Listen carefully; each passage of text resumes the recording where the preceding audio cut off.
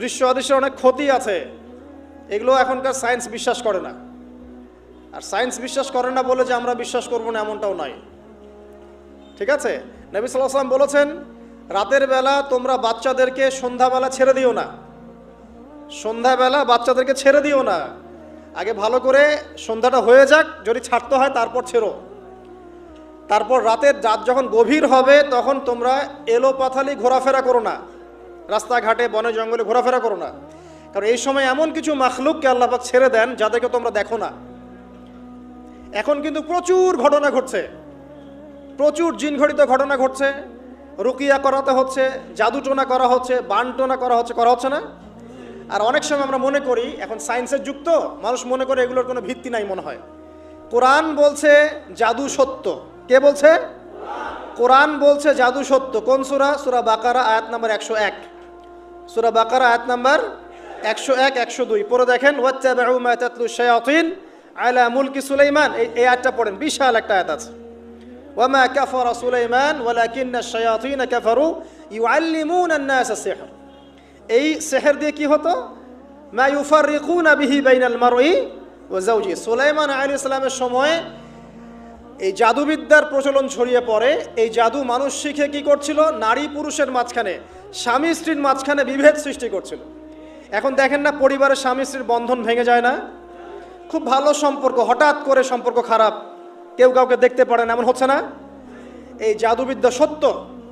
এবং এখনকার অনেক ভণ্ড যে কবিরাজগুলো বের হয়েছে, এরা জিনকে তাবে করে নিয়ে এই জিনদের মধ্য দিয়ে মানুষের মধ্যে জাদু ছড়িয়ে দিয়েছে, এবং এর ফলশ্রুতিতে বহু পরিবার ধ্বংস হয়ে যাচ্ছে।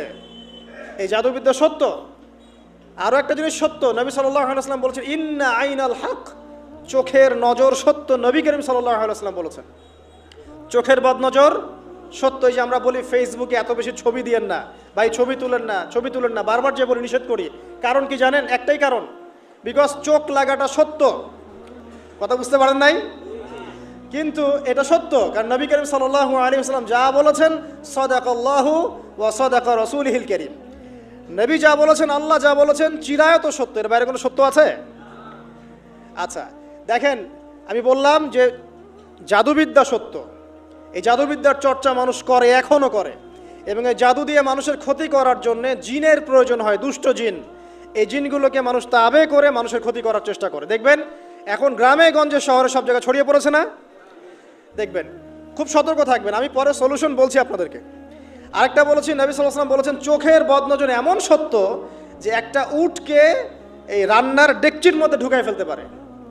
একজন সাহাবী গোসল করছিলেন, গোসল, এটা হাদিসে সহিহ, এই যে আলেম ওলামা যারা আছেন তারা জানেন যে এই হাদিসে সহিহ। একজন সাহাবী গোসল করছেন, তার গায়ের চামড়াটা খুব সুন্দর ছিল, একদম স্কিনটা অনেক সুন্দর থাকে না এমন কিছু মানুষ? আচ্ছা, এখন আরেকজন সাহাবী এই গোসল দেখছেন দূর থেকে, দেখে বলছেন যে কি চমৎকার তার শরীরের রংটা, যেন কুমারী নারীর মতো, অনেকটা এমন একটা কথা তিনি বলেছিলেন। সাথে সাথে এই সাহাবী অজ্ঞান হয়ে পড়ে গেছে। কোন সাহাবী? যিনি গোসল করছিলেন। এখন এটার আপনি কোনো ব্যাখ্যা দিতে পারবেন না তো, এখানে কোনো সায়েন্স দিয়ে বা মেডিকেল সায়েন্স দিয়ে আপনি কোনো ব্যাখ্যা করতে পারবেন না।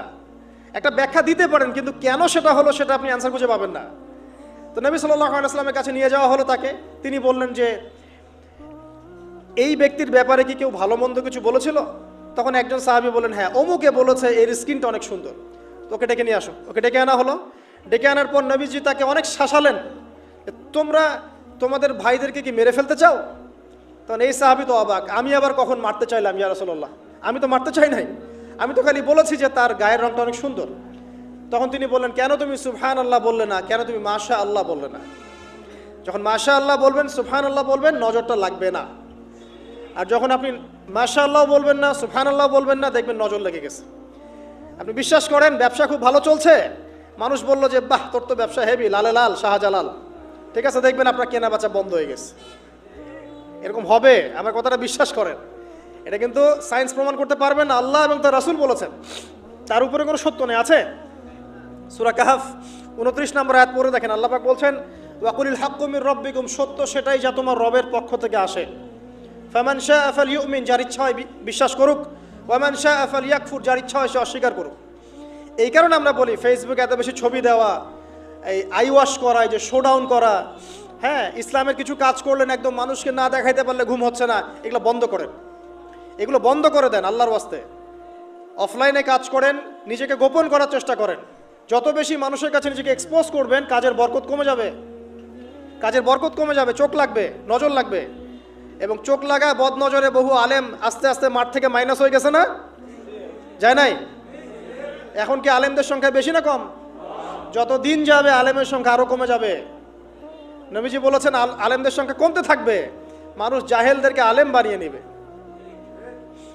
তো প্রিয় ভাইরা, জাদুবিদ্যা সত্য, চোখের বদনজর সত্য, রাতের এই অনিষ্টগুলো সত্য, রাতের বেলা অনেক ক্ষতি আছে।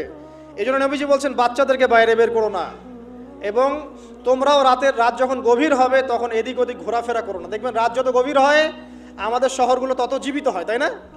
তাই না? রাত যত গভীর হচ্ছে শহর তত জীবিত হয়। চায়ের দোকানে আড্ডা বেশি, ওই সিনেমা দেখছে, টিভি দেখছে, ক্যারাম খেলছে, লুডো খেলছে। ঘুম নাই। ঘুম কখন? ফজরের আগে আগে। ফজরের নামাজ কিন্তু নাই, ফজরের ঠিক আগে আগে আবার ওই যে জোহরের নামাজের সময় উঠতেছে। এখন আমাকে বলেন, এরকম জেনারেশনকে দিয়ে কি আসলে ইসলামের কোনো খেদমত হবে? আচ্ছা, নবীজি রাতের বেলা আর্লি ঘুমাতেন। আল্লাহ পাক আমাদের সবাইকে তাড়াতাড়ি ঘুমানোর তৌফিক দান করুন। হ্যাঁ, আপনি ইলম চর্চা করলে রাত জেগে থাকতে পারেন, আপনি যদি জ্ঞান চর্চা করেন রাত জাগতে পারেন, আপনি কোনো গবেষণা করছেন, নামাজ পড়ছেন বা কোরআন হিফজ করছেন, আপনি রাতের আর্লি উঠবেন, এটা আলাদা বিষয়। কিন্তু কমনভাবে আমাদের এই যে ফেসবুক, ইউটিউবিং ইত্যাদিতে আমরা লিপ্ত থাকি, সারা রাতটা কাটাই আড্ডাবাজি করে, এগুলো বন্ধ করতে হবে। এগুলো বন্ধ না করলে ফিজিক্যালি আমরা সুস্বাস্থ্যের অধিকারী হতে পারবো না। সারা দিনটা আমাদের একটা কি বলবো অলসতার ভাবে যাবে, এবং দিনের বেলা কাজগুলো ব্যাহত হবে। এতে করে আমাদের উম্মার এই পুরো বড় যে তরুণ প্রজন্ম আছে, এদেরকে আপনি সম্পদে পরিণত করতে পারবেন না। তাই এই সিস্টেমটা চেঞ্জ করা দরকার। নবীজি রাতের বেলা এই সূরা বাকারার শেষে 3টা আয়াত তেলাওয়াত করতেন। আমরা করবো ইনশাআল্লাহ। ইনশাআল্লাহ। আরেকটা আমল বলে দেই, নবী করিম সাল্লাল্লাহু আলাইহি ওয়াসাল্লাম রাতের বেলা সূরা মুলক তেলাওয়াত করতেন। কোন সূরা এটা? কোন সূরা? তাবারাকাল্লাযী বিয়াদিহিল। কয়টা আয়াত আছে? 30টা আয়াত আছে। নবীজি বলেছেন সাল্লাল্লাহু আলাইহি ওয়াসাল্লাম, এই সূরা আপনাকে কবরের আযাব থেকে বাঁচাবে ইনশাআল্লাহ। কবরের আযাব থেকে তো ভাই বাঁচা খুব সহজ নাকি?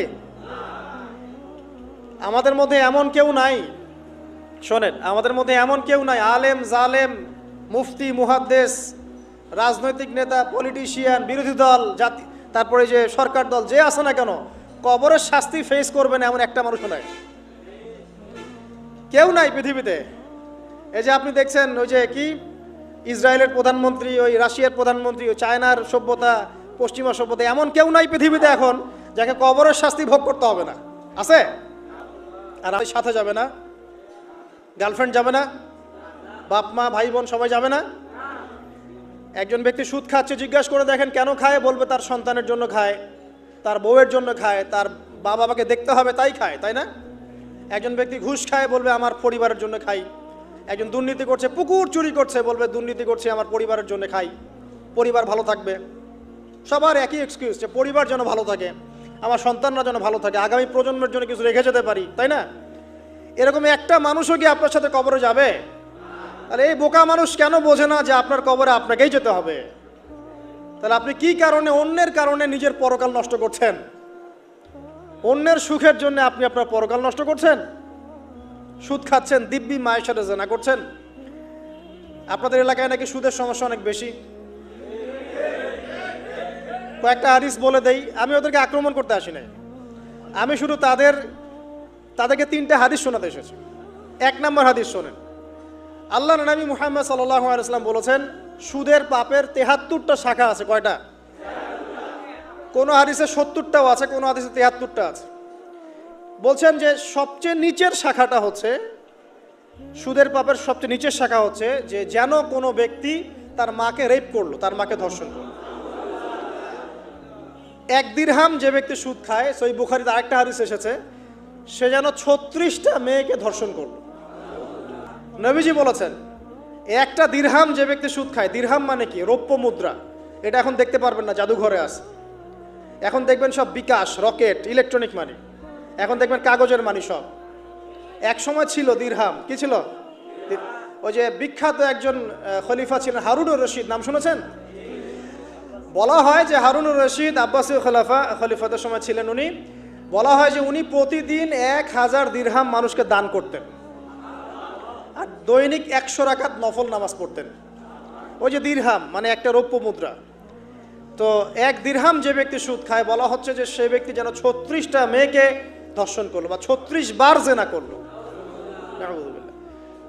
আরেকটা হাদিসে এসেছে, এটা কোরআনেও আছে, হাদিসে তো আছেই, কোরআনেও আছে। কি সেটা? আল্লাহ পাক বলছেন, ইয়া আইয়ুহাল্লাযীনা আমানু, হে মুমিনগণ, ইত্তাকুল্লাহ, তোমরা আল্লাহকে ভয় করো, ওয়া যারু মা বাকিয়া মিনার রিবা, সুদের অবশিষ্ট যে টাকা পয়সাগুলো আছে, চক্রবৃদ্ধি হারে যে সুদ খাচ্ছ, ছেড়ে দাও, ছেড়ে দাও। কারণ ওয়াইল্লাম তাফআলু, যদি তোমরা এটা না করো, তাহলে ফাযানু বিহারবিন মিনাল্লাহি ওয়া রাসূলি, তাহলে আল্লাহ এবং তার রাসূলের সাথে যুদ্ধের ঘোষণা শুনে রাখো। এই যে সুদের পাপের সবচেয়ে উঁচু শাখাটা হচ্ছে এটা, সবচেয়ে উঁচু শাখা হচ্ছে যে ব্যক্তি সুদ খাচ্ছে, যে দিচ্ছে, যে লিখে রাখছে এবং যে সাক্ষী থাকছে, 4 জনকে নবীজি বলেছেন সমান পাপী। সমান পাপী মানে এরা সর্বোচ্চ লেভেলে পাপ করছে, আল্লাহ এবং তার রাসূলের সাথে যুদ্ধ করছে, আর সর্বনিম্ন পাপ হচ্ছে এরা মায়ের সাথে জেনা করছে, এবং প্রতি দিরহামে এরা 36 বার করে ধর্ষণের পাপ লেখা হচ্ছে। এখন আমি বলি, একটা ব্যক্তি যদি আপনাদের এলাকায় পাওয়া যায়, একজন ব্যক্তি বা একজন ছেলে হোক আর মেয়ে হোক, একটা ব্যক্তি পাওয়া যায় যে ব্যক্তি নিয়মিত জেনা করে, আপনি তাকে কিভাবে ট্রিট করবেন? আপনি কি তাকে সম্মান করবেন? তাকে সালাম দিবেন? তার বাসায় গিয়ে খাবেন? সে যদি আপনাকে দাওয়াত করে খাওয়ায়, খাবেন? একটা মেয়ে যদি একবার জেনা করে, আপনি তার সাথে এরকম করবেন? আর আপনি প্রতিদিন সুদ খাচ্ছেন, প্রতিদিন জেনা করছেন, কিন্তু আপনার কোনো ফিলিংস নাই। ফিলিংস নাই কেন আমি সেটা বলি, ফিলিংস নাই কেন সেটা আমি বলছি আপনাকে। ফিলিংস নাই এই কারণে যে আপনার এই দেহটার ভিতরে একটা আত্মা আছে, রূহ আছে না, একটা কলব বলে একটা কথা আছে না, এই কলবটা আপনার মরে গেছে, জীবিত নাই। আপনার দেহের মধ্যে কোনো কলব নাই, বা কলব থাকলেও সেটা মুর্দা, এটা জিন্দা না। এটা জিন্দা হবে কোথায়? আল্লাহওয়ালা মানুষের কাছে যান, গিয়ে দেখবেন তিনি আপনাকে মৌতের কথা স্মরণ করাবে, কোরআন ধরায় দিবে, জিকির ধরায় দিবে, নামাজ ধরায় দিবে, আস্তে আস্তে দেখবেন আপনার কলবটা আবার জিন্দা হবে। চল, এই মৃত কলব নিয়ে আপনাকে নসিহত করে আমারও কোনো লাভ নাই। আমি যে নসিহত করছি আসলে কোনো লাভ নাই, কারণ আপনার কলবটা মৃত। আগে কলবটা জিন্দা করতে হবে। কলব জিন্দা হবে 2টা কাজ, মাত্র 2টা কাজ। 1, বেশি বেশি কোরআন তেলাওয়াত, পারা যাবে ইনশাআল্লাহ। আল্লাহ আমাকে তৌফিক দেখ, আপনাদেরকে তৌফিক দেখ। আরেকটা হচ্ছে 2, বেশি বেশি আল্লাহর জিকির, বেশি বেশি আল্লাহর জিকির, চলতে ফিরতে সুবহানাল্লাহ, আলহামদুলিল্লাহ, আল্লাহু আকবার, লা ইলাহা ইল্লাল্লাহ, লা হাওলা ওয়ালা কুওয়াতা ইল্লা বিল্লাহ, হাসবুনাল্লাহু ওয়া নি'মাল ওয়াকিল, মানে চলতে ফিরতে, আস্তাগফিরুল্লাহ ওয়া আতুবু ইলাইহি। ঠিক আছে, যত জিকির জানেন চলতে ফিরতে করতে থাকেন, কলব জিন্দা হবে ইনশাআল্লাহ। কলব জিন্দা না হলে নসিহত ঢুকে না ভিতরে। এই যে আপনি একটা কথা শুনছেন, আপনি নসিহত গ্রহণ করছেন, আরেক ভাই শুনছে গ্রহণ করছে না, কারণ কি জানেন? আপনার কলবটা জিন্দা, তার কলবটা মুর্দা, এতটুকু পার্থক্য। হ্যাঁ, কোরআন সুন্নাহ সবার কাছে আছে না, তো সবাই তো পড়ে হেদায়েত পাচ্ছে না, পাচ্ছে না। কিছু মানুষ পাচ্ছে, কিছু মানুষ পাচ্ছে না। কারণ কি? কারণ 1, তার মনের মধ্যে অনেস্টি নাই, সততা নাই। 2 হচ্ছে তার কলবটা মুর্দা। যদি কলবটা জিন্দা হতো এবং মনের মধ্যে সততা থাকতো, আল্লাহ পাক তাকে হেদায়েত দিতেন ইনশাআল্লাহ। যদি অমুসলিম ভাই বোনরাও থাকে, তাদের মনে যদি সততা থাকে, আল্লাহ পাক কোনো না কোনো দিন ওদেরকে হেদায়েত দিবে ইনশাআল্লাহ। দেখে নিয়ে এই উমর রাদিয়াল্লাহু আনহু, তিনি রাসূল সাল্লাল্লাহু আলাইহি ওয়াসাল্লামকে যান নাই তরোয়াল নিয়ে আঘাত করতে, যান নাই, ঘটনা জানেন না?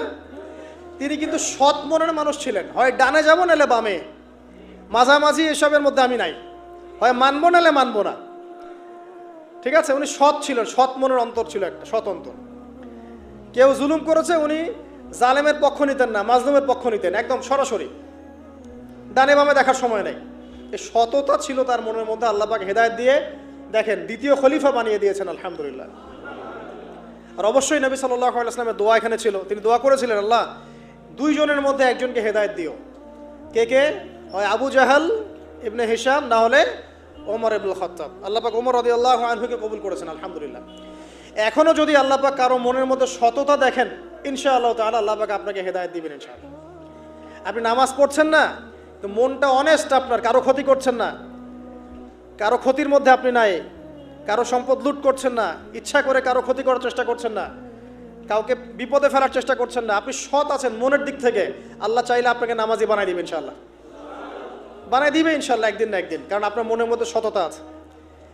একজন ব্যক্তি মিউজিক করছে মনে করেন, কিন্তু কোনো মাদকে নাই, জাস্ট মনের তৃপ্তির জন্য করছে, আল্লাহকে বিশ্বাস করে, আল্লাহর সাথে সে ওই ইবলিসের মতো আচরণ করে না।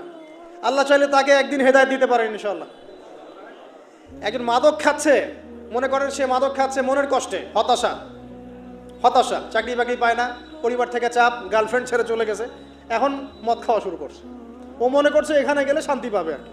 কিন্তু আল্লাহ বলে একজন আছে, সে বিশ্বাস করে, নামাজ মানে, কোরআন মানে, কেবলা মানে, নবীকেও মানে, কিন্তু সে জানে যে আমি একটা পাপ করছি, তার মনটা সৎ। আল্লাহ চাইলে ওই ব্যক্তিকে তওবার সুযোগ দিতে পারেন ইনশাআল্লাহ। কাকে দিবেন না জানেন? এই যে এখনকার বুদ্ধি বিক্রেতাগুলোকে নাও দিতে পারে। কথা বুঝতে পারেন নাই?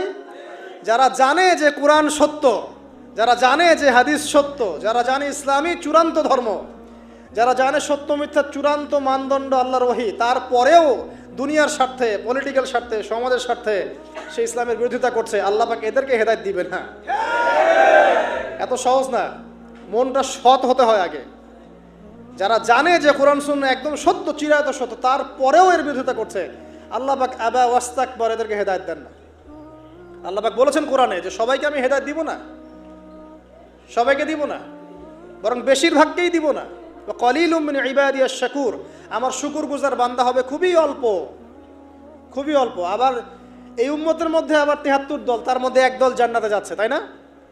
মান আলাইহি ওয়া আসহাবি, আমি যার উপরে আছি, আমার সাহাবীরা যার উপরে আছে। তো আল্লাহ পাক আমাদের সবাইকে একটা সৎ হৃদয়ে লালন করার তৌফিক দান করুন। যেটা জানি না হয়তো আমল করতে পারছি না, জেনেছি কোরআনে আছে, জেনেছি হাদিসে আছে, জেনেছি এটা ইসলাম, মানবো ইনশাআল্লাহ। এটা আমার বুঝে আসুক বা না আসুক, আমি বুঝে আসুক বা না আসুক। আর জানছি এটা অন্যায়, এটা অশ্লীলতা, এটা পাপাচার, এটা নাজায়েজ, কোরআন সুন্নাহর মানদণ্ডে এটা চলে না, বাস চলে না। কোরআন সুন্নাহ চলে না, আমিও মানবো না, সিম্পল। আর কোরআন সুন্নাহ চলে না, কেউ যদি জোর করে মানায়, তখন কি করব? তখন হাতটা তুলবেন শেষ রাত্রে হাতটা তুলে বলবেন, আল্লাহুম্মা ইন্না নাজআলুকা ফি নুহুরিহিম ওয়া নাউযু বিকা মিন শুরুরিহিম। আল্লাহ, আমি তোমাকে এই শত্রুদের সামনে দাঁড় করায় দিলাম, তুমি এখন বুঝো। কথা বুঝতে পারেন নাই? আপনি আল্লাহকে বলবেন, আল্লাহ আমরা তোমাকে ইসলামের বিরোধী শক্তি আর মুসলিমদের মাঝখানে দাঁড় করায় দিলাম, তুমি এদের সাথে বোঝাপড়া করো। আল্লাহ, আমার ক্ষমতা নাই। আল্লাহ পাক পারবেন না? আল্লাহ দুর্বল নাকি? অথবা বলবেন, আল্লাহুম্মা কফিনিহিম বিমা শি'তা, আল্লাহ যেভাবে ইচ্ছা তুমি এদের বিরুদ্ধে আমার জন্য যথেষ্ট হয়ে যাও। এই দোয়াটা কে করছিল? কে বলতে পারবেন?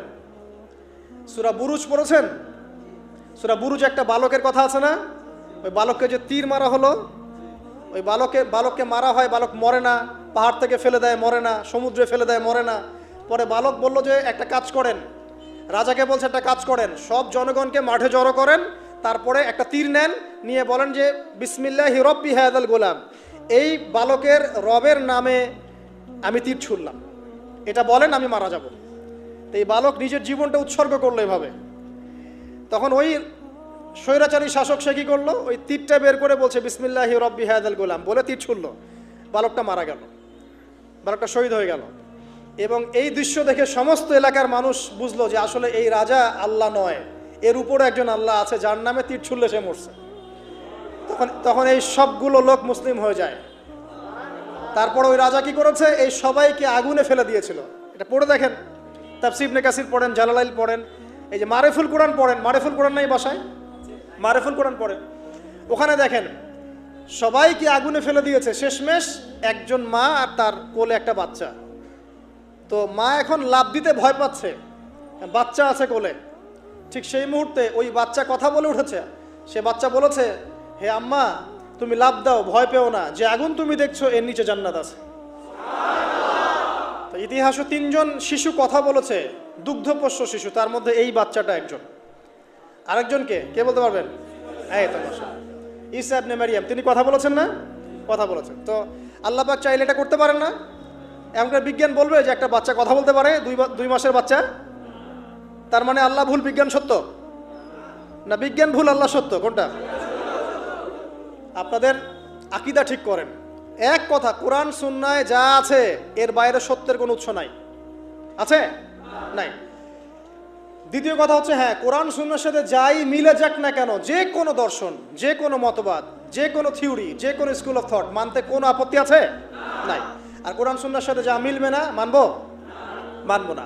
আর মানবো না বললে কি আমরা আক্রমণ করতে যাব? না। আমরা কি করব? আমরা আমাদের মতবাদটা প্রচার করব। ধর্মে কি বাড়াবাড়ি আছে? জোর করে মুসলিম বানাতে হবে? হবে না। আমরা ইসলামের দাওয়াতটাকে যুগোপযোগীভাবে বিজ্ঞান দিয়ে, দর্শন দিয়ে, দলিল প্রমাণ দিয়ে মানুষের সামনে উপস্থাপন করব। যারা গ্রহণ করার করবে, যারা করার না করার করবে না। লাকুম দীনুকুম ওয়ালিয়া দিন, তোমাদের দিন তোমাদের, আমার দিন আমাদের। আল্লাহ নবীকে আল্লাহ পাক বলেছেন ফাযাক্কির ইন্নামা আনতা মুযাক্কির, তুমি উপদেশ দাও, তুমি শুধুমাত্র উপদেশদাতা। লাস্তা আলাইহিম বিমুসাইতির, তুমি কারো প্রতি দারোগা নও। জোর করে চাপিয়ে দিতে হবে না, ইসলাম দিতে হবে হবে না। আল্লাহ পাক আমাদের সবাইকে পরিপূর্ণ ইসলাম পালন করার তৌফিক দান করুন, আমিন। রাতটা কিভাবে এনজয় করতে হয় এটাই আমাদের আজকের লেকচারের টপিক। মানে আমরা কিন্তু জীবনটাকে অনেক বোর মনে করছি না। এই যে ব্যবসা বাণিজ্য, চাকরি বাকরি, বিবি বাচ্চা, পরিবার, অনেক অনেক যন্ত্রণা নাকি, অনেক সমস্যাই না। কিন্তু আল্লাহ পাক ইসলাম দিয়েছেন কিন্তু জীবনটা উপভোগ করার জন্যে। কি জন্যে? উপভোগ করার জন্যে। আমরা আগে ভাবতাম আল্লাহ পাক ইসলাম আসলে কি জন্যে দিলেন মানব জাতির। উত্তর হচ্ছে তিনটা। এক, ইহকালীন সাফল্য, এক। দুই, পরকালের মুক্তি, আর তিন হচ্ছে আপনার জীবনটাকে উপভোগ করার জন্য। আপনি জীবনটাকে ইসলাম দিয়ে যেভাবে উপভোগ করতে পারবেন অন্য কোনো বিষয় দিয়ে পারবেন না। পারবেন? পারবেন না। আসেন দেখেন কিভাবে। রাতটা নিয়ে কথা বলি। এই যে রাত হয়ে গেল, আমরা আয়াতুল কুরসি পড়বো, আমরা সূরা বাকারার শেষ 3 আয়াত পড়বো, সূরা মুলক পড়বো। আরেকটা সূরা বলি, সূরা ওয়াকিয়া। কোন সূরা এটা? কোন সূরা? ইযা ওয়াকাআতিল ওয়াকিয়া, এই সূরাটা। এই সূরাটা যে ব্যক্তি রাতের বেলা পড়বে, একটা বর্ণনা এসেছে যে দারিদ্রতা আপনাকে স্পর্শ করবে না ইনশাআল্লাহ। এই যে সুদ খাচ্ছে কি জন্যে? টাকার জন্য তো নাকি? টাকা পয়সা ধন দৌলত করবেন, এই তো আপনার উদ্দেশ্য নাকি? এই জন্যই তো মায়ের সাথে জানা করছেন, তাই তো? আল্লাহ বলছেন সূরা ওয়াকিয়া পড়েন, আপনার দারিদ্রতা দূর হয়ে যাবে ইনশাআল্লাহ। বিশ্বাস হচ্ছে না? রিজিক কার হাতে? না, রিজিক তো আমাদের হাতে। এটা মানুষ বিশ্বাস করে না আসলে। এটা মুখে বলে, মানুষ মুখে বলে রিজিক আল্লাহর হাতে।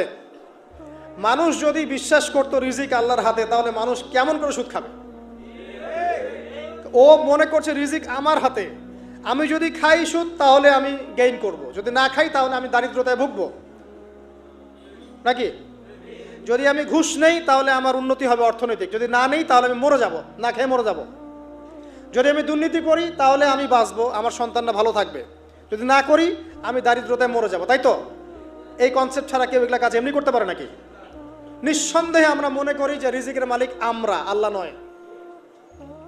শুধু মুখের মধ্যে বলি যে রিজিকের মালিক আল্লাহ। রিজিকের মালিক যদি আল্লাহ হতো তাহলে আমি হালাল পথে থাকতাম এবং তাওয়াক্কুল করতাম যে আল্লাহ আমাকে যা রিজিক দিয়েছেন তা তো আসবেই। আসবে না? আসবেই। আপনার তাকদিরে যদি লেখা থাকে যে আপনি 100 একর জমির ধান খাবেন তারপর মরবেন, আছে না লেখা? আচ্ছা, একটা দানা কম বেশি হবে? আপনি যদি আল্লাহর প্রতি তাওয়াক্কুলই করেন তাহলে আপনি হালাল পথে থাকবেন, বিশ্বাস করবেন যে আল্লাহ পাক যেটা লিখে রাখছে আমার তাকদিরে রিজিক, এর একটা দানা রেখেও আমি পৃথিবী থেকে যাব না। সিম্পল। তখন আপনার অন্য পথে যাওয়ার কোনো কারণ নাই। আর যখন আপনি বিশ্বাস করবেন না, না এটা আমার হাতে, আমি যত পরিশ্রম করব তত রিজিক বাড়বে, আমি যত ঘুষ নিব তত বাড়বে, যত সুদ খাবো তত বাড়বে, যত দুর্নীতি করবো তত বাড়বে, তখন তো রিজিকের এই পুরো দায়িত্বটা আল্লাহ পাক আপনার হাতে ছেড়ে দিবেন। আল্লাহ পাক আপনাকে কোনো বারাকা দিবেন না। ইয়ামহাকুল্লাহু রিবা ওয়া ইউরবিস সাদাকা। সদকা করলে সম্পদ বৃদ্ধি পায়, আর রিবার মধ্য দিয়ে সম্পদ ধ্বংস হয়ে যায়, একদম মাটিতে মিশে যাবে। কিভাবে ধ্বংস হয় সেটা এখন আলোচনা করার সুযোগ নাই, সময় নাই। আমি ইনশাল্লাহ আরেকদিন শুধু রিবা নিয়ে আলাদা আলোচনা করবো ইনশাল্লাহ। এটা সমাজের নিচু লেভেল থেকে উঁচু পর্যন্ত দরিদ্র মানুষদেরকে আরো দরিদ্র করবে আর ধনীদেরকে আরো ধনী করবে। সম্পদ এক শ্রেণীর মানুষের হাতে গিয়ে জমা হয়ে যাবে, সবার হাতে সম্পদ এভাবে সার্কুলেট করতে থাকবে না। আর যখন আপনি জাকাত ভিত্তিক অর্থনীতি চালু করবেন, সদকা করবেন, হালালে থাকবেন, ব্যবসা করবেন, তখন সম্পদ এক হাত থেকে আরেক হাতে ঘুরতে থাকবে। এটা এমনি বুঝবেন না, ইনশাল্লাহ আরেকদিন বুঝাবো। আসেন, যে দারিদ্রতা দূর করতে চান, সচ্ছলতা চান, কয়েকটা কাজ করেন। এই যে বললাম, 1 নাম্বার সূরাতুল ওয়াকিয়া তেলাওয়াত করেন, 5 ওয়াক্ত নামাজ জামাতে পড়েন, ডেইলি কিছু সময়ের জন্য কোরআন তেলাওয়াত করেন, আর আল্লাহর কাছে রিজিক চান, জিকির বেশি বাড়ায় দেন। পারবেন না ইনশাআল্লাহ? আর একটা দোয়া শিখায় দেই ইনশাআল্লাহ। এই দোয়া করলে রিজিক তো বাড়বেই ইনশাআল্লাহ, আপনার যত ঋণ আছে ইনশাআল্লাহ আল্লাহ পাক শোধ করে দিবেন। বিশ্বাস করলেন না? এই দোয়া শিখাই দিচ্ছি, এই জন্য আমাকে হাদিয়া দেওয়া দরকার, স্পেশালি আমাকে এখন হাদিয়া দেওয়া দরকার। একটা গুরুত্বপূর্ণ দোয়া শিখাই দিচ্ছি। আলী রাদিয়াল্লাহু আনহু বলেছেন, কোনো ব্যক্তির যদি পাহাড়ের সমানও ঋণ থাকে, এই দোয়া যদি আমল করে, আল্লাহ পাক ওই ঋণও শোধ করে দিবেন ইনশাআল্লাহ। আর ঋণ কেমন জানেন? ওই যে এখন মানুষ ঋণ নিচ্ছে 1 কোটি টাকা ব্যাংক থেকে, 2 কোটি টাকা ব্যাংক থেকে, হ্যাঁ, কত বছর, 10 বছরের জন্য, 20 বছরের জন্য বাড়ি করছে, তাই না? তার ধারণা এমন যে সে মারা গেলে তার ঋণটা কেউ না কেউ শোধ করে দিবে, তাই তো? আর আল্লাহর রসুল কি বলছেন দেখেন, একজন মারা গেছেন, নবী সাল্লাল্লাহু আলাইহি সাল্লামের সময় একজন মারা গেছেন। তো নবী করিম সাল্লাল্লাহু আলাইহি সাল্লাম বলছেন, এই ব্যক্তির কি কোনো ঋণ আছে? একজন সাহাবী বলেন, হ্যাঁ ইয়া রাসূলুল্লাহ, তো ঋণ আছে। নবীজি বললেন, তোমরা ওর জানাজা পড়ো, আমাকে ডেকো না। তোমরা ওর জানাজা পড়ে নাও, আমি জানাজা পড়তে চাচ্ছি না। আমি এখন কেমন করে আপনাকে বুঝাবো ঋণ কত ভয়ঙ্কর জিনিস। আপনি যে ব্যাংক থেকে 3-4 কোটি টাকার লোন নিয়ে রাখছেন, লাখ লাখ টাকা লোন নিয়ে বসে আছেন, দিব্যি সুখে বসে আছেন, এমন চিন্তায় যে আপনার মৌত হবে না। আর নবী সাল্লাল্লাহু আলাইহি ওয়াসাল্লামের সময়ে একজন মারা যাচ্ছেন, তিনি বলছেন তোমরা জানাজা পড়ে নাও, আমি জানাজা পড়তে চাচ্ছি না। মানে ঋণগ্রস্ত ব্যক্তির জানাজাও তিনি পড়তেন না। তারপরে একজন এসে বললেন, ইয়া রাসূলুল্লাহ, আমি তার ঋণ শোধ করে দিব, তার যা ঋণ আছে আমি শোধ করে দিব। তখন নবী এসে জানাজা পড়লেন সাল্লাল্লাহু আলাইহি ওয়াসাল্লাম। তো আপনার এই কোটি কোটি টাকা ঋণ শোধ করার লোক তো রেডি আছে নাকি? আছে না? সমস্যা নেই, আপনার জানাজা পড়া হবে, কারণ হুজুরকে আপনি 5,000 টাকা দিবেন, হুজুর জানাজা পড়াই দিবে, কোনো সমস্যা নেই। আল্লাহ পাক বলেছেন যে শহীদ, আল্লাহর পথে যুদ্ধ করে শহীদ হয়েছে, এই ব্যক্তির আত্মাও ঝুলে থাকে যতক্ষণ পর্যন্ত না তার ঋণটা শোধ করা হয়। এবার বলেন আমি কি বুঝাবো আপনাকে? আর কিছু বলতে হবে? তো এখন সেই দোয়া শিখাচ্ছি আপনাদেরকে, যেই দোয়া শিখলে আপনারা ঋণ থেকে বাঁচবেন ইনশাআল্লাহ। কত দিবেন বলেন? আচ্ছা, হ্যাঁ, এই তো, শুকরিয়া। দোয়া করবেন যেন আল্লাহ পাকের দিনটাকে আল্লাহর জমিনে প্রতিষ্ঠা করতে পারি। আমার সাথে বলেন, দোয়াটা হচ্ছে আল্লাহুম্মা ইকফিনি বিহালালিকা আন হারামিকা ওয়া আগনিনি বিফদলিকা আম্মান সিওয়াকা। এই দোয়াটা ছোট না, এটা মুখস্থ করবেন, সেজদায় পড়বেন, নামাজের সেজদায় পড়বেন, আত্তাহিয়াতু দরুদ শেষ তারপরে পড়বেন, নামাজ শেষে হাত তুলে করবেন, যখন তখন শেষ রাত্রে করবেন। ইনশাআল্লাহ দেখবেন আপনার ঋণ বলতে কিছু থাকবে না ইনশাআল্লাহ। যদি থাকেও, বড় কোনো ঋণ থাকেও, আল্লাহ পাক অন্য কোনো মাধ্যমে এটা শোধ করার ব্যবস্থা করে দিবেন ইনশাআল্লাহ। ইনশাআল্লাহ আমার জীবনে এমন ঘটনাও ঘটেছে, এটা এখন গল্পটা মনে পড়ে গেল তাই বলছি, যে 1,20,000 টাকা ঋণ আছে আমার, শোধ করার কোনো অপশন নাই। আমার কাছে, আমার চোখে ধরা পড়ছে না যে 1,20,000 টাকা আমি কেমনে দিব। কি হলো, হঠাৎ করে আমরা একটা সার্কুলার দেখলাম যে সারা বাংলাদেশে ইসলামিক ট্যালেন্ট খোঁজা হচ্ছে। 2000, এটা মনে হয় 17 কি 18 সালের কথা, হ্যাঁ 18 না, আচ্ছা 18। তো হ্যাঁ, আলোকিত কেন। তো এখন আমার ওয়াইফ বলছেন যে আপনি এটাতে অ্যাপ্লাই করেন। তো আমি অ্যাপ্লাই করবো, এটা তো আলেম ওলামাদের প্ল্যাটফর্ম, আমি এখানে জেনারেল থেকে আসা মানুষ কেমন করে কি। তো সে বলছেন না, আপনি পারবেন ইনশাল্লাহ, আপনি পড়াশোনা করেন, ইনশাল্লাহ পারবেন। তো আমি দেখছি আগে প্রাইস কি আছে, কষ্ট তো করবো, আগে দেখি পুরস্কারটা কি। তো পুরস্কারটা দেখছি যে একটা ওমরা করাবে। ওমরা করা তো যে কারোর জন্য একটা মানে স্বপ্নের ব্যাপার না, ওমরা করা তো সবাই আমরা খুব পছন্দ করি। আল্লাহ পাক আমাদেরকে বেশি বেশি ওমরা করার তৌফিক দেখ। আর লেখা আছে যে ফার্স্ট প্রাইজ 3 লাখ টাকা, second prize 2 lakh, third prize হচ্ছে 1 লাখ টাকা। তারপর টানা 4 কি 5 মাস দৈনিক 10 থেকে 12 ঘন্টা করে পড়েছি। টানা 4 থেকে 5 মাস দৈনিক 10 থেকে 12 ঘন্টা, নাওয়া খাওয়া সব ওখানেই। আর যতটা সহজ মনে করছেন আসলে কিন্তু প্রতিযোগিতা অত সহজ নয়। আসলে যে কোনো জায়গা থেকে প্রশ্ন আসতে পারে, আকিদা, সিরাত, ইতিহাস, এটা ওইটা, অনেক টপিক, প্রায় 36টা বিভাগ আছে। তো আলহামদুলিল্লাহ কীভাবে জানি আস্তে আস্তে উঠতে পারলাম। গিয়ে দেখলাম যে হ্যাঁ, টিভি রাউন্ডে চলে গেছি। আমি তেমন কিছুই করি নাই, আমি শুধু পরিশ্রম করেছি, আল্লাহর কাছে বেশি থেকে বেশি দোয়া করেছি যে আল্লাহ আমার ঋণ আছে, ঋণ শোধ করতে হবে একটা। এবং আমি চাচ্ছি যে এই প্রোগ্রামের মধ্য দিয়ে দিনের একটা বড় সার্কেল পাওয়া যায়, দিনই প্ল্যাটফর্ম পাওয়া যায়।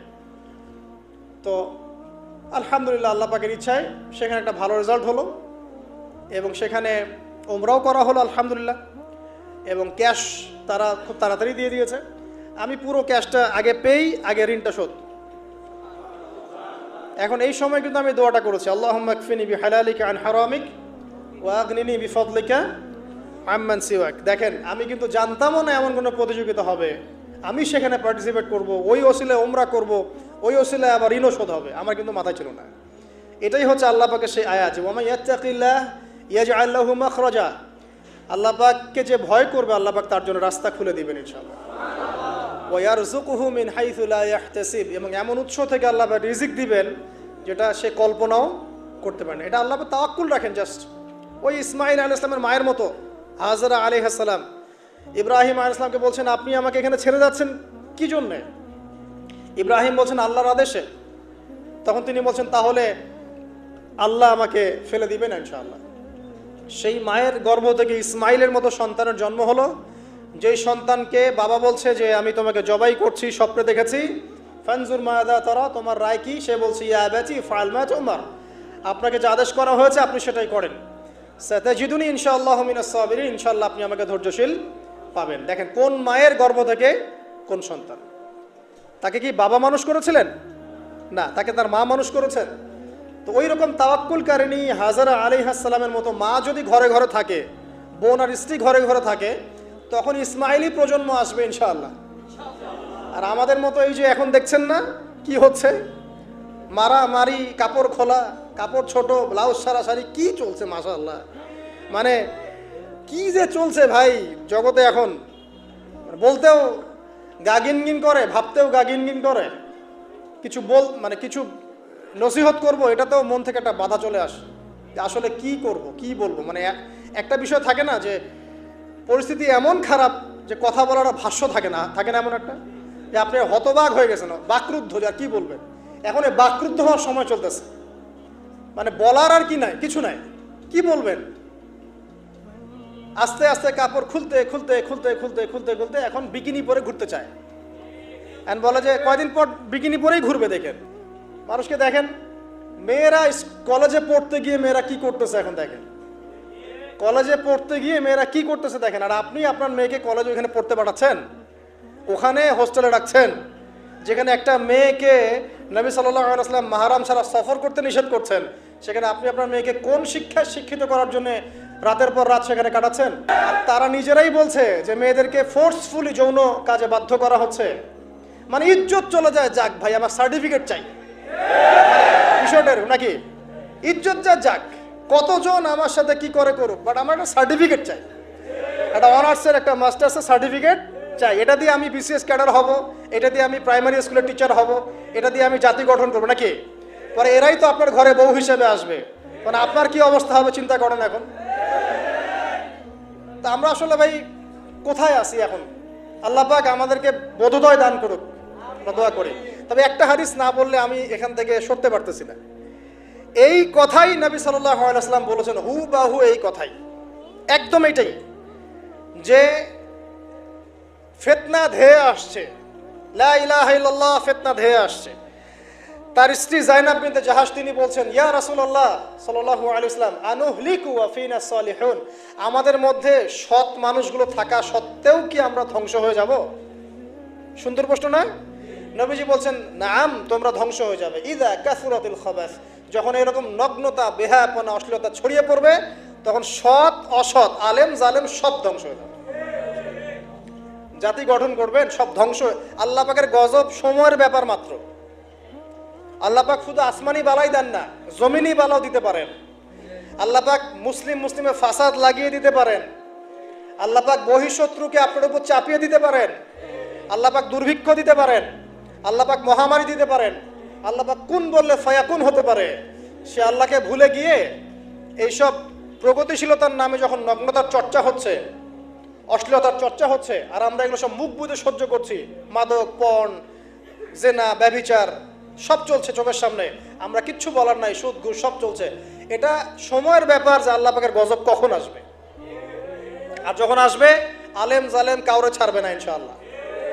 আমারে আপনারে কাউরে ছাড়বে না ইনশাআল্লাহ, দেখে নিয়ে। আরেকটা কথা নবীজি বলছেন, দুই শ্রেণীর মানুষ আসবে কিয়ামতের আগে আগে, আমি দেখি নাই। তখন সাহাবীরা বলছেন, কারা ইয়া রাসূলুল্লাহ? একজন বলছেন, এক শ্রেণী হচ্ছে এমন এক শ্রেণীর পুরুষ। কারা এরা? পুরুষ, যাদের হাতে লম্বা লম্বা লাঠি থাকবে, লাঠি, এই লাঠি দিয়ে তারা মানুষকে পিটাবে। কি আপনারা বুঝতে পারেন না কারা? ভাইও তার মধ্যে আছে। আপনি এবং আপনার ভাই দুজনেই এই কাজ করছেন, ভাইয়ে ভাই মারামারি করছে, সবার হাতেই লাঠি আছে না? আছে। অথচ উভয় মুসলিম। আর একজন মুসলিম যখন আরেকজন মুসলিমের এগেইনস্টে যুদ্ধ করতে যায় বা এরকম মারামারি করতে যায় না, যে মরবে আর যে মারবে উভয়ই অপরাধী, উভয় অপরাধী। হাদিস রিয়াদুস সালেহিন বইয়ের মধ্যেও আছে, দেখে নিন। তারপরে দ্বিতীয় শ্রেণী হচ্ছে, নবীজি বলছেন নিসাউন, এক শ্রেণীর মহিলা আসবে, আমি দেখি নাই। মানে ওই যুগে ছিল না, আইয়ামে জাহেলিয়াতের বর্বর যুগেও এরকম মেয়ে ছিল না। তার মানে বুঝতে পারছেন, আইয়ামে জাহেলিয়াতের যে যুগটাকে এখন বর্বর বলে না, বর্বর, সেকেলে, মধ্যযুগীয় এইসব কথা বলে না, ওই যুগেও এই মানুষগুলো ছিল না। তার মানে নবীজি বলছেন আমি দেখিনি, লাম আরাহুমা, আমি ওদেরকে দেখি নাই। তারা কারা? নিসাউন, এক শ্রেণীর মহিলা, কাসিয়াতুন আরিয়া, যারা কাপড় পরবে বাট নগ্ন থাকবে, কাপড় পরবে কিন্তু নগ্ন থাকবে। মুমিলাত মাইলাত, নিজেও মানুষকে আকৃষ্ট করবে আবার নিজে আকৃষ্টও হবে, জান্নাতে যাবেও না, জান্নাতের গন্ধও পাবে না। নেন এবার এখন দেখেন, একটু ভেবে দেখেন যে আমার ঘরে কি সেরকম মেয়ে আছে কিনা, আমার ঘরে সেরকম বোন আছে কিনা, আমার ঘরে তেমন ওয়াইফ আছে কিনা। এখন যদি আপনি আল্লাহ এবং তার রাসূলকে সর্বোচ্চ অগ্রাধিকার দেন, আল্লাহর ওয়াস্তে ওদেরকে ঠান্ডা মাথায় বোঝানোর চেষ্টা করেন, বোঝান যে তাদের ফাংশনটা কি, দুনিয়াতে ওদের ফাংশন কি, দুনিয়াতে মেয়েদের ফাংশনটা কি, একটা পরিবারে একটা মেয়ের ফাংশন কি, স্বামী স্ত্রীর সম্পর্কের মধ্যে মেয়ের ভূমিকা কি, স্ত্রীর ভূমিকা কি, এগুলোকে বুঝান। তবে হ্যাঁ, এক শ্রেণীকে আপনি বুঝিয়ে কুল পাবেন না। তারা কারা সেটাও হাদিস এসেছে, শেষ জামান হাদিস এটাও আছে। দাজ্জালের শেষ অনুসারী হবে এক শ্রেণীর মেয়ে, যাদেরকে তাদের মুমিন পিতা, ভাই এবং স্বামী পরিবারের মধ্যে পর্দায় রাখতে পারবে না। তারা বাঁধন ছিঁড়ে বেরিয়ে চলে যাবে, তারা অনেক আগেই চলে গেছে। তার মানে দাজ্জাল আসার সময়ের ব্যাপার মাত্র। আর যে দেশে আসবে সেই দেশটা এখন অনেক শক্তিশালী, যেদিক দিয়ে বের হবে ওইদিকে এখন দেখেন আবার ইরানের মধ্যে কি চলছে, সবকিছুই রেডি, এখন সব সময়ের ব্যাপার। পরিস্থিতি বোঝেন, পরিস্থিতি বুঝলে আমাদের করণীয় বের হয়ে আসবে। করণীয় আমি অনেক দিন বলেছি, জ্ঞান অর্জনের কোনো বিকল্প নাই, জ্ঞান অনুযায়ী আমলের কোনো বিকল্প নাই, আদর্শ পরিবার গড়ার কোনো বিকল্প নাই, পরিবারে মেয়েদেরকে পর্দায় রাখার কোনো বিকল্প আছে নাই। এমনকি আমাদের ছোট ছোট ছেলে মেয়ে যারা এখন জন্ম নিয়েছে, এদেরকেও ছোটবেলা থেকেই ইসলামের অনুশাসন দিতে হবে, না হলে বড় হয়ে বিগড়ে যাবে। এরা বিগড়াবে না? চতুর্দিকে ফিতনা, এরা তো বিগড়ে যাবেই। হালাল রিজিকের কোনো বিকল্প নাই। দ্বীনের জ্ঞান অর্জন করে দ্বীনি মানুষদের সাথে থাকার কোনো বিকল্প নাই। একা একা থাকতে যাবেন না, দ্বীনের বুঝ আছে এমন মানুষদের সাথে থাকবেন, একসাথে থাকবেন। যেখানেই থাকেন, যে নামেই হোক, একসাথে থাকেন, যে নামেই হোক। ইসলামে তো অনেক দলাদলি আছে না? আচ্ছা হোক, এটা নিয়ে এখন কথা বলার দরকার নাই। যে কোনো ব্যানারেই হোক থাকেন, অ্যাটলিস্ট আপনি ভালো মানুষদের সাথে থাকেন, এটা ভালো হবে ইনশাআল্লাহ। আল্লাহ চাইতে দেখবেন সবার মাঝে একসময় ঐক্য দিয়ে দিতে পারেন, আল্লাহ পাক পারেন না? আর যারা ইন্টেনশনালি উম্মার ঐক্যের বিরোধী, এদেরকে আল্লাহ পাক ধ্বংস করে দিবে ইনশাআল্লাহ, সমস্যা নেই। কারণ আল্লাহ বলে তো একজন আছেন, তিনি সব দেখেন ইনশাআল্লাহ। আর হচ্ছে আপনার জ্ঞানটাকে ইসলামের কল্যাণে কাজে লাগান, আপনার সম্পদ, আপনার জানমাল, এটাকে ইসলামের কল্যাণে কাজে লাগান, দ্বীনের প্রচার প্রসার করতে থাকেন। আক্রমণাত্মক হবেন না, শৈথিলতাবাদীও হবেন না, চরমপন্থী হবেন না, আবার এই যে গোলালু মার্কাও হবেন না। গোলালু কি মানে? সব তরকারিতেই চলে। যখন দেখবে যে একটা বিষয় আসছে, আস্তে করে পাশ কেটে এমন একটা বিষয় নিয়ে কথা বলা শুরু করবে যেটার সাথে এখনকার বিষয়ের কোনো সম্পর্ক নেই। দেখবেন যে পুরো বিশ্বে একটা বিষয় চলছে, দেশ একটা বিষয় নিয়ে গরম, তখন দেখবেন কথা হচ্ছে মেয়েরা নেল পালিশ দিতে পারবে কিনা। মানে সুশ্রী মার্কে ইসলাম নিয়ে চলার দরকার নেই। যখন যেটা সামনে আসবে এটা ফেস করতে হবে, এবং সেটা চরম পন্থায় না, আক্রমণাত্মকভাবে না, মানুষকে হিকমার সাথে, নসিহতের সাথে ঠান্ডা মাথায় যুক্তি প্রমাণ দিয়ে বুঝাতে হবে। এরপর যারা বুঝবে আলহামদুলিল্লাহ, যারা বুঝবে না এদের দায়িত্ব কারো হাতে? আল্লাহর হাতে। আল্লাহ পাক হয় গজবে শেষ করবেন, না হলে আল্লাহ পাক চাইলে হেদায়েতও দিতে পারে, এটা আল্লাহ পাকের এখতিয়ার। তো আসেন ভাই, এই আমলগুলোর সাথে আর কয়েকটা আমল বলে দেই। সেটা হলো রাতের বেলা অবশ্যই সূরা কাফিরুন একবার পড়বেন। কোন সূরা? এই সূরা যে ব্যক্তি একবার করে পড়বে প্রত্যেক রাতে, আল্লাহ পাক তাকে শিরকের পাপ থেকে বাঁচাবে। কোন পাপ? শিরকের পাপ। আর শিরকের পাপ সবচেয়ে মারাত্মক। যার আমল নামায় শিরকের পাপ আছে, এই আমল নামা জান্নাতে যাচ্ছে না, এটা স্পষ্ট কথা। সূরা নিসার মধ্যেও আছে, অন্য অনেক জায়গাতেই আছে যে আল্লাহ পাক সব গুনাহ মাফ করতে পারেন, শিরকের গুনাহ মাফ করবে। তওবা করলে পরে আল্লাহ পাক মাফ করবে। তওবা করে আবার ইসলামের দিকে আসতে হবে। আল্লাহ পাক তৌফিক ইনায়াত করুন, আমিন। শিরকের পাপ থেকে বেঁচে থাকেন। আর শিরক সম্পর্কে জানার জন্য কিতাবুত তাওহীদ একটা বই আছে, এটা পড়েন। তারপরে রাতের বেলা 33 বার সুবহানাল্লাহ পড়বেন, 33 বার আলহামদুলিল্লাহ পড়বেন, আর 34 বার আল্লাহু আকবার পড়বেন। ঠিক আছে? এরপরে আপনি রাতে আর্লি ঘুমিয়ে যান। যতটুকু সময় ঘুমিয়ে থাকবেন এই সময়টুকু ইনশাল্লাহ আপনার আমল নামায় ইবাদত বলে গণ্য হবে ইনশাল্লাহ। যদি দেখেন রাতে বেলা দুঃস্বপ্ন দেখছেন, মানে কারো গায়ে থুতু দিবেন না, থুতু ফেলার ভান করবেন, তারপরে পাশ পরিবর্তন করে ঘুমাবেন। ঠিক আছে? দুঃস্বপ্ন মানুষ দেখতে পারে, আর দুঃস্বপ্ন শয়তানের পক্ষ থেকে দেখানো হয়। আর যদি আপনি পবিত্র অবস্থায় ওযু করে ঘুমান, আমলগুলো করে ঘুমান, দরুদ শরীফ পড়তে পড়তে ঘুমিয়ে যান, বা আল্লাহুম্মা বিইসমিকা আমুতু ওয়া আহইয়া পড়ে আল্লাহ জিকির করতে করতে ঘুমিয়ে যান, আপনি আল্লাহর হুকুমে সত্য স্বপ্নও দেখতে পারেন। এটাও হাদিসে আছে, সত্য স্বপ্ন বলে একটা বিষয় আছে।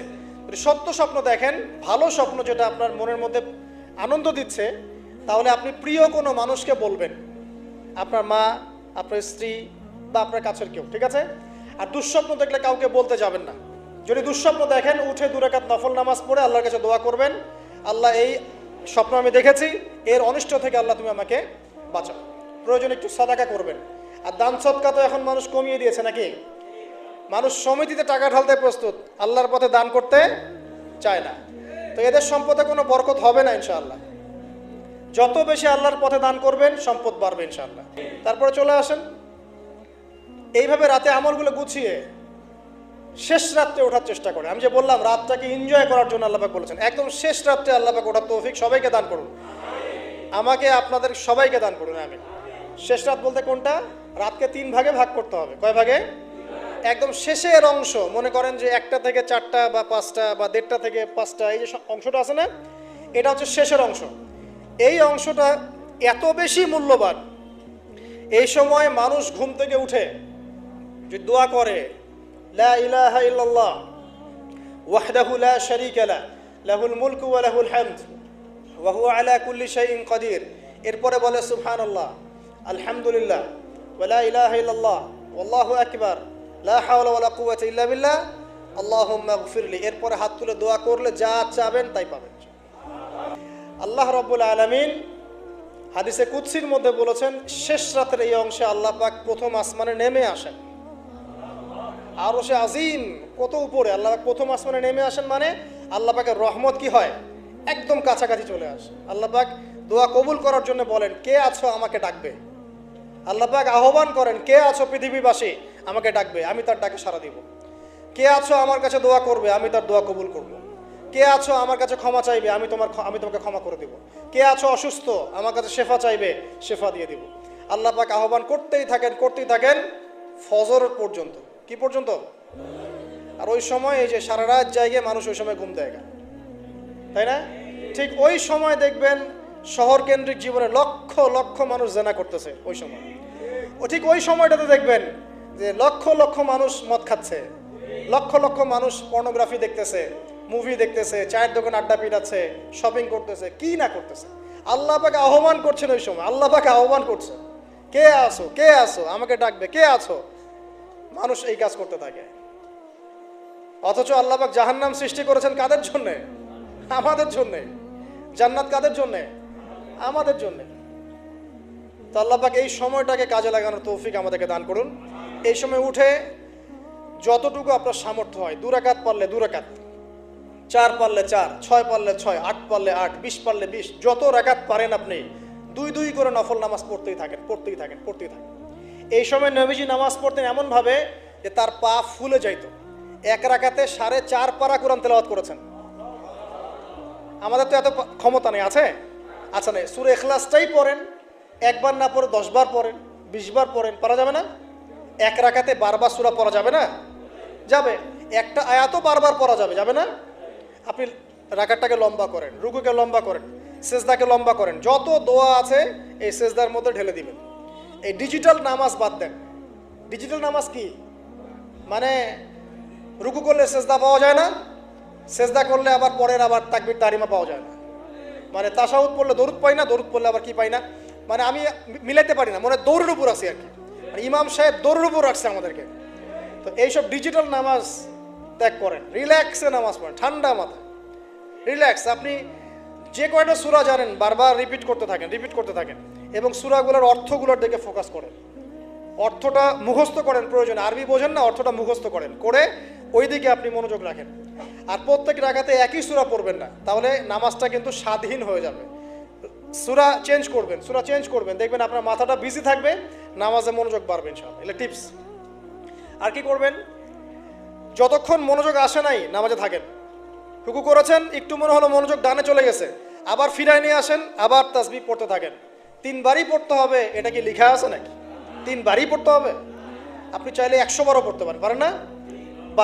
বাড়ান, সময়টা বাড়ান, নামাজের সময় বাড়ান, তার সেজদার সময় বাড়ান। 2 সেজদার মাঝখানে দোয়া করেন, আছেন আল্লাহুম্মা গফিরলি ওয়ারহামনি ওয়াহদিনি ওয়াআফিনি ওয়ারজুকনি, এগুলোর অর্থ বোঝার চেষ্টা করেন। সেজদায় কি পড়ছেন অর্থ বোঝার চেষ্টা করেন। যদি আপনি নফল নামাজ পড়েন, আপনি আরবি জানেনই না মোটেই, একটা দোয়াও জানেন না, পারলে বাংলায় দোয়া করেন ইনশাআল্লাহ। পারা যাবে না? আপনি আরবি জানেনই না, শেখার চেষ্টা করেন, শিখতে থাকেন। যতদিন শেখেন নাই কমপক্ষে অতদিন তো আপনি বাংলায় করতে পারবেন না ইনশাআল্লাহ। আল্লাহ পাক তৌফিক দান করুন, আমিন। ফরজ নামাজে এই কাজ করতে যায় না, আবার এটা নফল নামাজের কথা বললাম।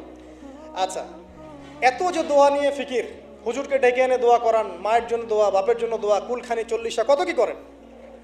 শেষ রাত্রে হাতটা তুলে আল্লাহর কাছে দোয়া করেন।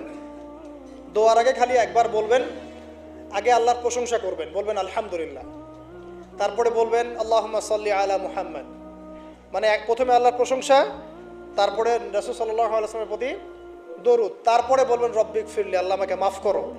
এরপরে আপনি আপনার দোয়া করবেন, যত দোয়া আছে, আধা ঘন্টা লাগুক, 1 ঘন্টা লাগুক, দোয়া করতেই থাকবেন। চোখ দিয়ে পানি না বের হওয়া পর্যন্ত চেষ্টা করতেই থাকবেন, পারবেন না? মানে আল্লাহর কাছে কবুল করায় নিবই এরকম একটা ভাব। আর এই যে সবচেয়ে বড় ওসিলা, একদিন বলে দিয়েছিলাম, আল্লাহর কাছে সবচেয়ে বড় ওসিলা দিয়ে দোয়া করবেন। অনেক ওসিলা আছে, যেমন আপনি দোয়া করতে পারেন, আল্লাহ আমি যে এতক্ষণ এই যে আমি 8-10 রাকাত নামাজ পড়লাম, আল্লাহ এই ওসিলায় তুমি আমাকে এটা দান করো। আল্লাহ আমি এই যে কোরআন তেলাওয়াত করেছি, খতম করলাম, এই ওসিলা আল্লাহ তুমি আমাকে এটা দান করো। আল্লাহ আমি গতকালকে যে 1000 টাকা সদকা করেছি, এই ওসিলা আল্লাহ পাক তুমি আমার বিপদ দূর করে দাও। এটা ভালো কাজ হচ্ছে ওসিলা। আর সবচেয়ে বড় ওসিলা হচ্ছে আল্লাহ পাকের তাওহীদ, লা ইলাহা ইল্লাল্লাহ। আল্লাহকে বলবেন, আল্লাহ তোমার তাওহীদের ওসিলায় তোমার কাছে আমি এইটা চাচ্ছি, ওইটা চাচ্ছি। দেখবেন ইনশাআল্লাহ আপনার রিজিক যদি হালাল হয়, ওই রিজিকে যদি সুদ না থাকে, আর ঘুষ না থাকে, আর দুর্নীতি না থাকে, ইনশাআল্লাহ আপনার দোয়া কবুল হবে।